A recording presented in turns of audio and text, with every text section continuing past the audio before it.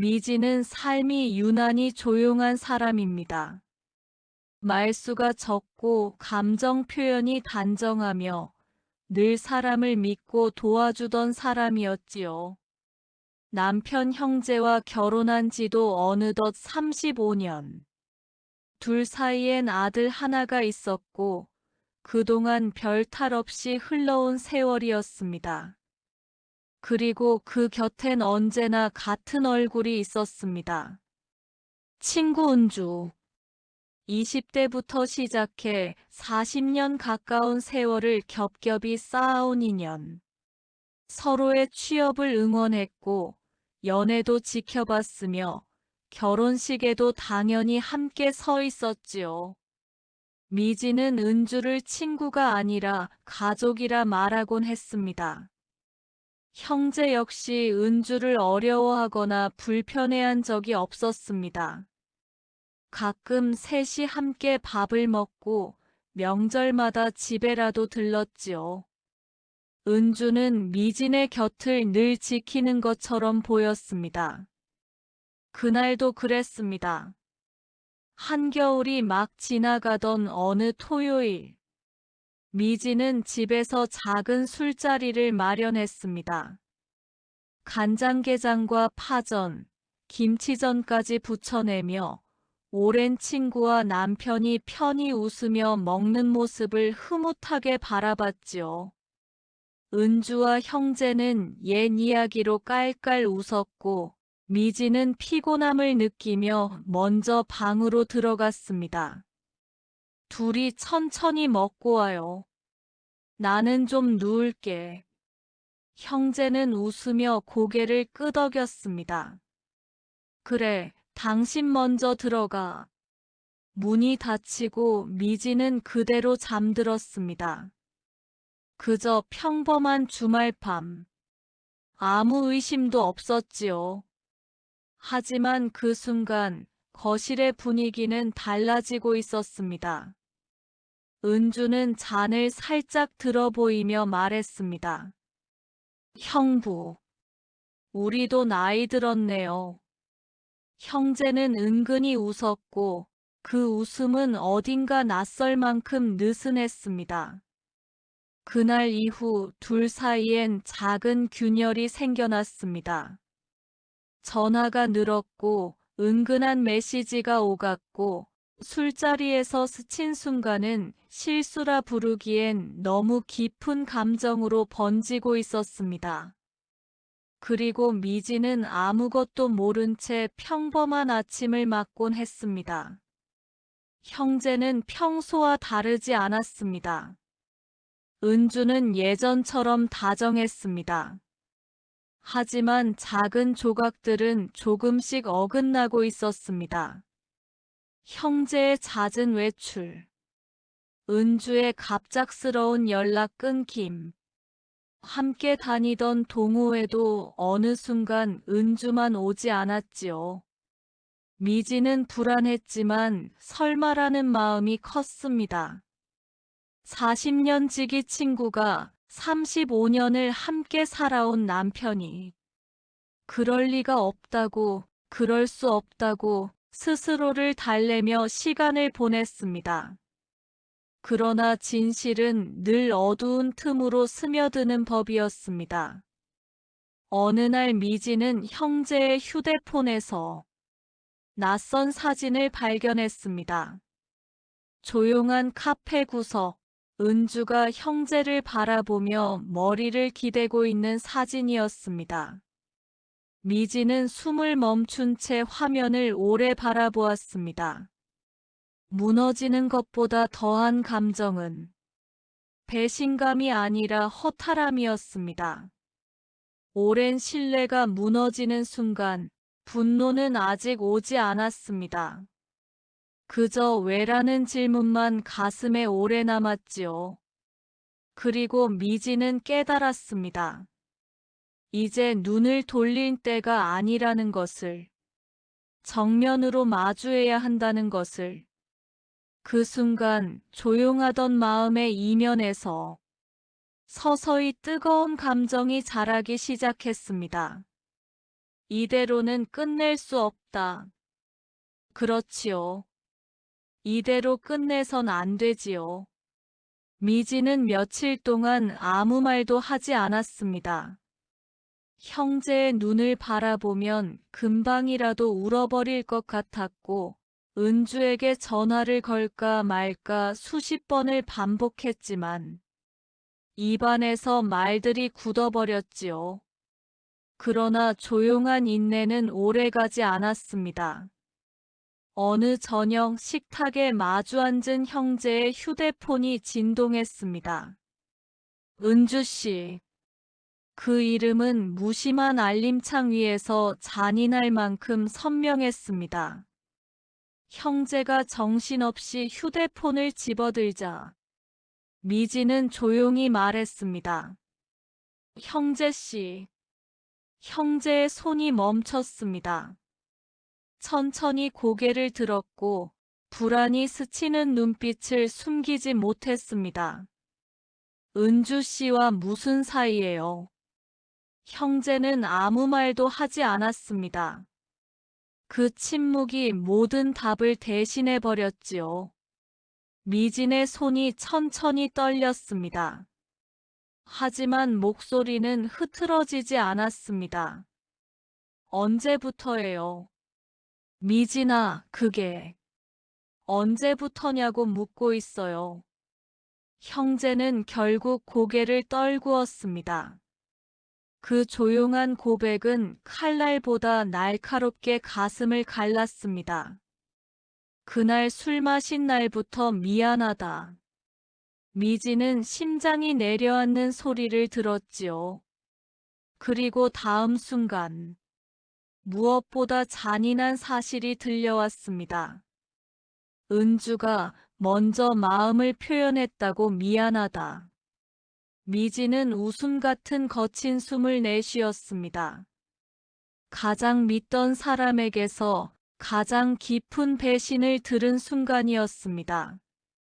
그날 밤 미지는 아무 말도 하지 않고 방으로 들어갔습니다. 문을 닫고 천천히 바닥에 앉았습니다. 눈물이 흐르지 않았습니다. 대신 머릿속은 수십 년의 기억으로 가득 찼습니다. 은주와 함께 웃고 울었던 날들. 힘든 시절 서로 기대며 버티던 시간들. 같이 늙어가자고 말하던 밤들. 그 모든 순간을 저 사람은 어떻게 버렸을까? 그 질문이 머릿속을 떠나지 않았습니다. 다음 날 미지는 은주에게 전화를 걸었습니다. 은주는 아무렇지 않은 목소리였습니다. 미진아, 무슨 일이야? 그 태연함이 오히려 섬뜩했습니다. 미지는 조용히 말했습니다. 우리 잠깐 볼까? 은주는 망설임 없이 나왔다. 카페 구석에서 마주 앉은 은주는 오히려 미진을 걱정하듯 웃었습니다. 왜 그래? 얼굴이 많이 상했네. 형제 씨와 무슨 사이냐고 물어보려고. 은주의 표정은 순간 굳어졌지만 곧 담담하게 웃어버렸습니다. 알게 됐구나. 언제부터였어? 그날부터. 너 먼저 들어갔던 날. 형부가 나를 붙잡았어. 명백한 거짓이었습니다. 하지만 미지는 아무 반응도 하지 않았습니다. 은주는 이상하리만큼 당당했습니다. 미지나 우린 서로 끌렸어. 나도 사람이잖아. 감정이란 게 어쩔 수 없을 때가 있어. 그 말은 미진의 귓속에서 천천히 무너져 내렸습니다. 은주는 끝까지 미안함이 없었고 오히려 당당했습니다. 그날 미지는 직접 느꼈습니다. 이제 지켜만 보던 세월은 끝났다는 것을. 이 배신을 그냥 흘려보낼 수 없다는 것을. 집으로 돌아온 미지는 오랜 시간 창밖을 바라봤습니다. 그동안 참았던 분노가 천천히 몸을 채우고 있었습니다. 그리고 결심했습니다. 이제 그들에게 똑같이 돌려줘야 한다. 숨 쉬는 모든 순간마다 배신을 기억하게 해야 한다. 미지는 조용히 준비를 시작했습니다. 감정이 아니라 이성으로, 확실하게, 지독할 만큼 차갑게. 그리고 그 준비는 생각보다 오래 걸리지 않았습니다. 미지는 먼저 형제의 일상을 분석했습니다. 그의 퇴근 시간, 은주와 주고받는 메시지 패턴, 어디서 만나는지, 어떤 경로를 이용하는지. 형제가 알지 못하는 새벽에 휴대폰을 살폈고 차에서 찍힌 주차 기록도 확인했습니다. 모든 조각들이 하나의 길을 가리키고 있었습니다. 은주의 집 근처 작은 카페. 둘은 일주일에 2번 정해진 시간에 만났습니다. 미지는 그 카페를 조용히 찾아갔습니다. 낯선 손님인 척 앉아 커피를 마셨지요. 카페 주인은 사람 좋아 보이는 중년 남자였습니다. 미지는 자연스럽게 대화를 이어갔습니다. 여기 자주 오는 분 있어요? 그럼요. 단골이 많아요. 60대쯤 되는 남자분이랑 또래 여성분이 오시기도 하나요? 아, 그분들요? 매주 오세요. 사이가 참 좋아 보이던데. 그 한마디에 미지는 잔을 내려놓았습니다. 마음이 뜨겁게 달아올랐지만 표정은 흔들리지 않았습니다. 미지는 조용히 말했습니다. 혹시 그분들 오는 날짜 알 수 있을까요? 사장은 별 의심 없이 말했다. 보통 수요일이나 토요일쯤. 그 정보만으로 충분했습니다. 그 다음은 은주였습니다. 은주의 주변 지인들을 조심스럽게 만나며 은주의 최근 생활 패턴을 파악했지요.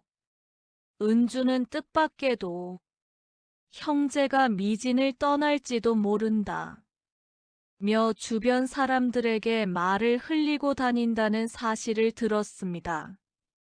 그 말은 설명할 필요도 없이 미진의 심장을 찔렀습니다. 그리고 미진은 마지막 퍼즐을 맞췄습니다. 형제가 결혼기념일에 맞춰 은주와 여행을 가기로 했다. 미진 몰래 결혼기념일 하루 전날 밤에 그 계획을 알게 된 날 미진은 조용히 거울을 바라보았습니다. 오랜 시간 참으며 살았던 자신의 얼굴.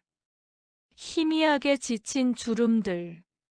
하지만 그 속엔 오히려 단단함이 빛났습니다.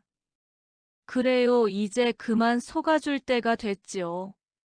미지는 마음을 가다듬고 차분하게 복수를 준비했습니다. 은주는 교회에서 자원봉사를 하면서 겉으로는 따뜻한 사람으로 알려져 있었습니다. 하지만 실제로는 사람들 험담을 즐기고 남의 약점을 멋대로 떠벌리곤 했지요. 미지는 은주의 지인들을 한 명씩 만나 은주가 했던 험담을 그대로 전달했습니다. 은주 씨가 저에게 그러더라고요. 그분 요즘 집안 문제로 마음고생한다고. 사람들은 놀라며 말했습니다. 그걸 은주가 말했어요? 네. 너무 걱정돼서 저도 도울 방법을 생각해 봤어요. 그 말 한마디면 충분했습니다. 은주가 쌓아놓은 가증스러운 신뢰는 손끝에서 바스라지듯 무너졌습니다. 미진은 변호사를 찾아갔습니다. 형제에게 아무 말도 하지 않은 채 결혼 생활 동안 모은 재산의 정확한 비율과 관리 구조를 점검했습니다. 형제는 대부분의 자산이 둘의 공동 명의로 되어 있다고 믿고 있었지만 실제로는 절반 이상이 미진 단독 명의였습니다. 변호사는 말했습니다. 지금부터라도 더 확실히 묶어두는 게 좋습니다. 그날 이후 미진은 은밀하게 페이퍼워크를 진행하며 형제가 손댈 수 있는 부분을 최소화했습니다. 미진은 마지막으로 가장 잔인하지만 필요한 계획을 세웠습니다. 바로 형제와 은주의 밀회를 직접 눈앞에서 드러내는 것. 수요일, 둘이 늘 만나던 시간. 미진은 정장 비슷한 짙은 코트를 입고 카페 앞에 섰습니다.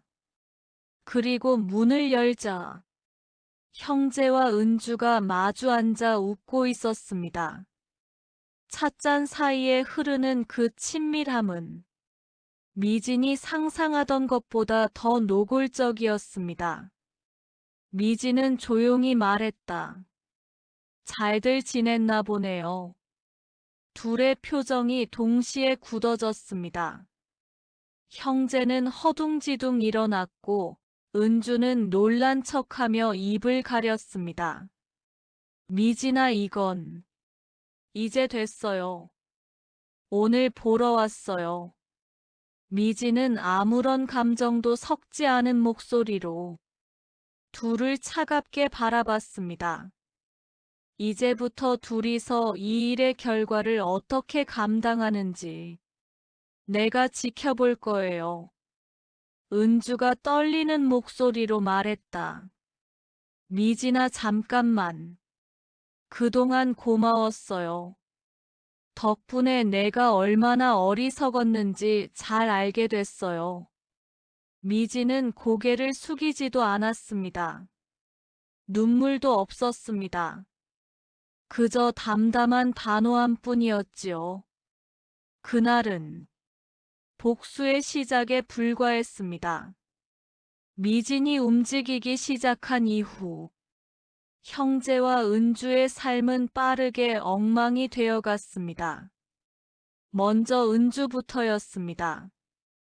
교회 사람들은 하나둘씩 은주와 거리를 두기 시작했습니다. 험담하고 다녔다는 사실이 퍼지자 은주는 곧 믿을 수 없는 사람으로 낙인 찍혔습니다. 은주는 미진에게 전화했습니다. 너 왜 이러는 거야? 내가 뭘 했다고? 내가 사람들한테 이상한 말 했잖아. 나는 그냥 당신이 한 말 그대로 전했을 뿐이에요. 그 말에 은주는 더 이상 말을 잇지 못했습니다. 형제도 사정은 달라지지 않았습니다. 회사에서 작은 프로젝트 실수를 하자 상사가 단호하게 말했습니다. 형제씨, 요즘 많이 흐트러졌어요. 집에서도 미진의 태도는 예전과 달랐습니다. 말을 아끼고 눈을 마주치지 않고 밥을 차려두고 조용히 방으로 들어갔습니다. 그 침묵이 형제를 압박했습니다. 그리고 어느 날 밤 형제는 결국 무릎을 꿇었습니다. 미진아, 미안하다. 제발 다시 살자.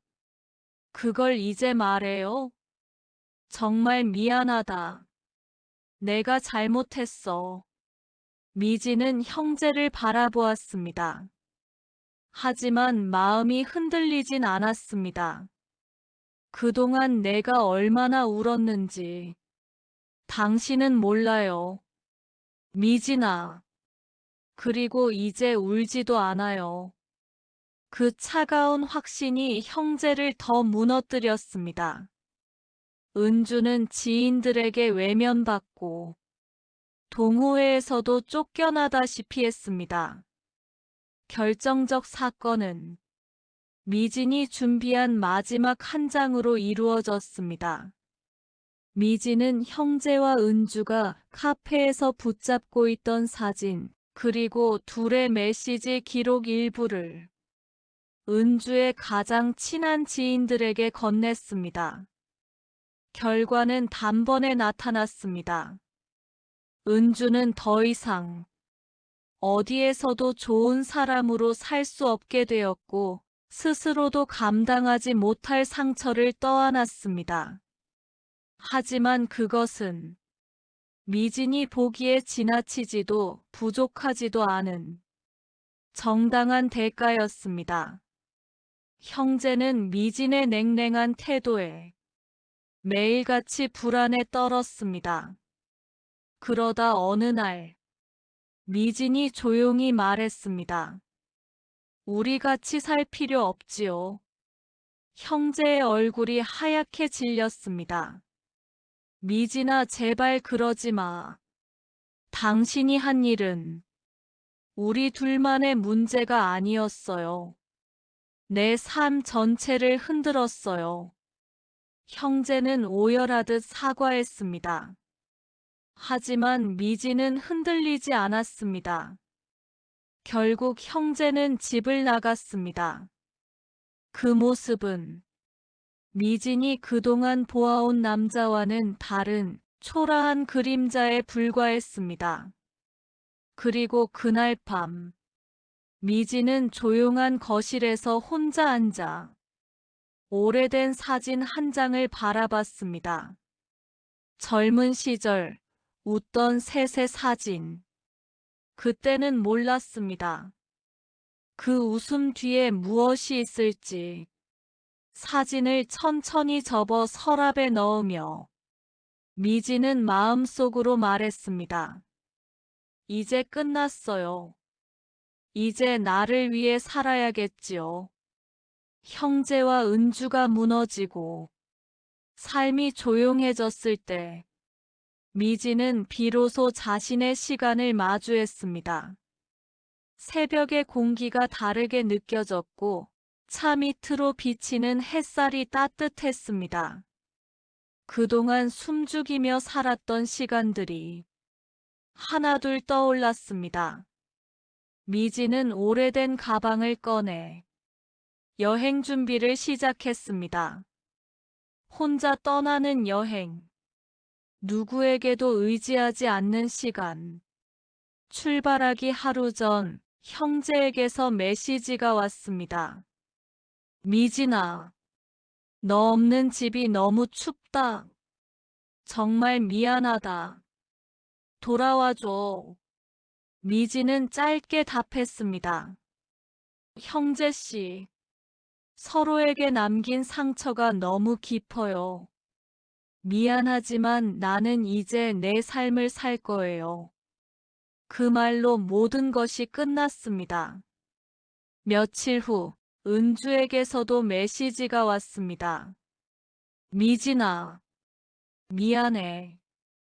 그땐 내가 너무 외로웠어. 나도 잘못했어.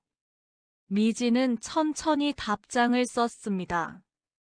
은주 씨, 나는 당신을 친구로 믿었어요. 그 믿음을 배신한 건 당신이에요. 우리 인연은 여기까지예요. 은주는 아무 말도 하지 않았습니다. 그 침묵이 정답이었습니다.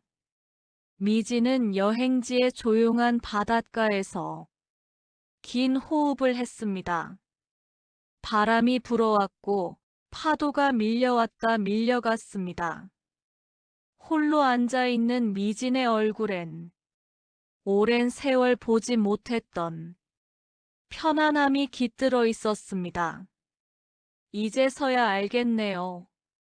내가 얼마나 참고 얼마나 참으며 살았는지. 미진은 바다를 바라보며 조용히 속삭였습니다. 남은 날들은 나를 위해 쓰고 싶어요. 바다는 아무 말도 하지 않았지만 그 침묵이 오히려 미진의 마음을 감싸주었습니다. 이 이야기는 배신과 복수의 이야기이지만 또한 자기 삶을 되찾는 이야기이기도 했습니다. 미진은 너무 늦게 알았지만 그래도 돌아갈 수 있는 용기가 있었습니다. 그리고 마지막으로 남은 메시지는 단순했습니다. 누구의 아내도 누구의 친구도 아닌 온전한 나로 살아야 한다. 삶은 언제든 다시 시작할 수 있습니다. 상처가 깊을수록 내일은 더 단단해질 수 있습니다. 미지는 그 사실을 오랜 세월 끝에 깨달았습니다. 그리고 조용히 말했습니다. 이제야 내 삶이 시작됐어요.